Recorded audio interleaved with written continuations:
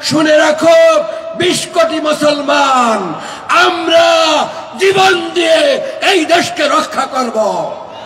তোমরা আশ্রয় দিয়েছো একজন চোরকে, যার বাবা চোর ছিল, যার দলের লোকরা চোর ছিল, যারা ভোট চুরি করেছে, এদেশের ব্যাংক ডাকাতি করেছে, এদেশের অর্থনীতি চুরি করেছে, এদেশ থেকে লুটপাট করেছে। লুটেরাদেরকে আশ্রয় দিয়ে তোমরা এই দেশের মানুষের সাথে বেঈমানি করেছ।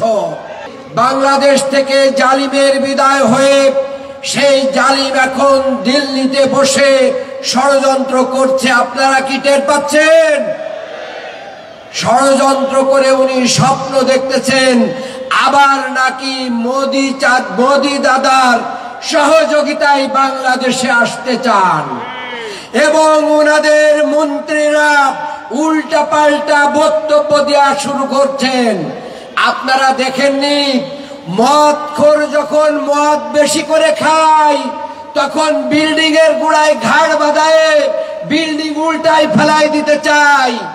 বাংলাদেশ থেকে শেখ হাসিনাকে বিতাড়িত করার পর ভারতের প্রেতাত্মারা শেখ হাসিনাকে আশ্রয় দেওয়ার পরে তারা এখন আবল তাবল বকতে শুরু করেছে।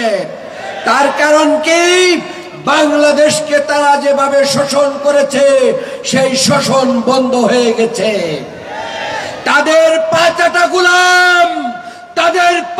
গোলাম বাংলাদেশ থেকে বিদায় নিয়ে গেছে।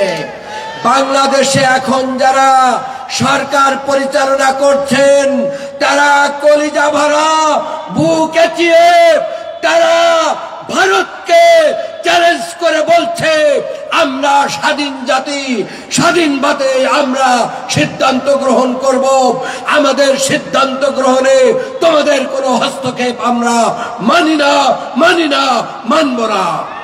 সংগ্রামী উপস্থিতি, আমরা ভারতকে ভালোভাবে বলে দিতে চাই, শুনে রাখো ২০ কোটি মুসলমান আমরা জীবন দিয়ে এই দেশকে রক্ষা করব।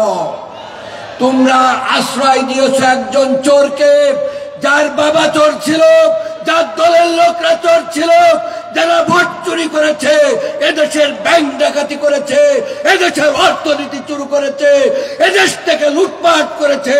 লুটেরাদেরকে আশ্রয় দিয়ে তোমরা এই দেশের মানুষের সাথে বেঈমানি করেছ। আগামী কয়েকদিন পরে দিল্লির পররাষ্ট্র সচিব বাংলাদেশ সফরে আসবেন। আমরা স্পষ্টভাবে বলে দিতে চাই, বন্ধুত্বপূর্ণ, সৌহার্দ্যপূর্ণ, ইনসাফপূর্ণ সম্পর্কের বাইরে বাংলাদেশ কোনো সম্পর্ক মানে না। আমরা স্পষ্ট করে বলতে চাই, আমরা দিল্লির আধিপত্য চাই না।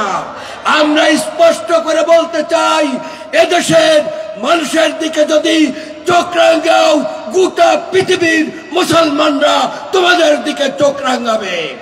কাজেই আমাদের ভয় পাওয়ার কিছু নেই। প্রশাসনকে বলবো, আপনারা নিরপেক্ষ আচরণ করুন, না হলে জনগণের রুষাদাল থেকে আপনারাও রক্ষা পাবেন না।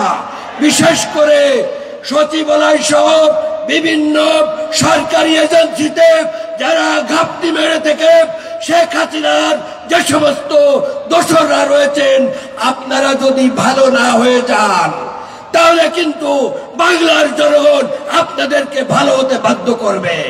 কাজেই আসুন, দেশের স্বাধীনতা, সার্বভৌমত্ব, ইসলাম রক্ষার জন্য আমরা নিজেদেরকে কোরআনের আলোকে, হাদিসের আলোকে, রাসূলের আদর্শের আলোকে আমরা গড়ে তুলি। আল্লাহ আমাদেরকে কবুল করুন। সবাইকে ধন্যবাদ। বাংলাদেশ জিন্দাবাদ। বাংলাদেশ জামাত ইসলামী জিন্দাবাদ।